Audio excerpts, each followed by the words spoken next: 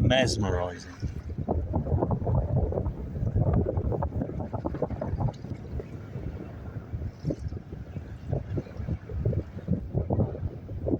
This is bladder rack. Fucus vesiculosus. Beautiful. It's in lovely condition. You can eat it just like this, raw. All of the racks can be eaten raw when they're nice and verdant green looking when they're young like this, and the bladders tend to be the most indigestible bit, so it's the young green growth that you're wanting to trim off and dice up. Texture is very similar to diced carrot. The rocks in this section are mostly covered in serrated rack and also egg rack. So these ones here with the little, here we go, sort of flotation chambers almost. These are actually part of the sexual reproductive cycle of the seaweeds. They are attached by in little groups by short stems with an occasional one on the main sort of strap-like part here. We've also got serrated rack. So here, this is serrated rack, and it has no bladders, no flotation chambers on it, but it does have a serrated edge to the fronds. Can you see that? It's kind of toothed, a bit like the way the edge of leaves of some types of trees are toothed. And as I say, this one has no bladders on it. So if you look at some rack and you find that you can't see any bladders on it at all, the chances are it's probably serrated rack. And that's a mild tasting sea vegetable.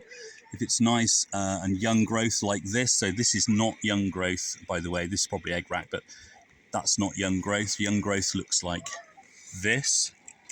And if you've got young growth with sort of fresh, verdant colours, nice and soft and pliable, you can easily sort of julienne that and turn it into the ingredients of a salad.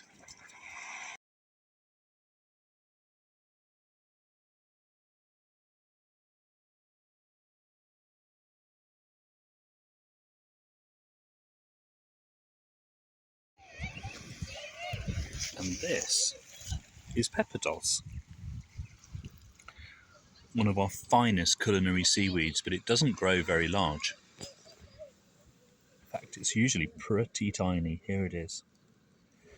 To avoid damaging the organism, I've nearly said plant, it's not a plant, these are marine algae.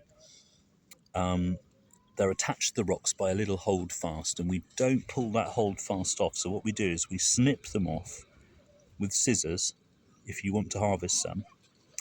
Lovely blended into some hummus or something like that. It makes a very, very, very, very tasty meal. It's got a peppery taste, but also something a bit irony, a bit like when you sort of bite the inside of your cheek. So almost like the taste of blood. It's delicious. Well, I hope you've been enjoying my little seaweed foraging trip, and I hope it's whet your appetite to learn more.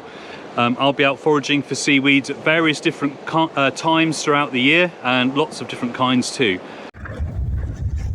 Looks amazing! Beautiful sea spaghetti! Keep your eyes on the tide. Make sure you know the tide times and you don't get cut off. And above all, look after your own safety. But second to that, please take great care to harvest sustainably. Don't take more than you need. Always remember to check for the eggs of marine animals that may be stuck to the blades, and don't take them with you. And always use scissors and cut the seaweeds off rather than pulling them off of the rocks. And if you do that, everyone will be happy.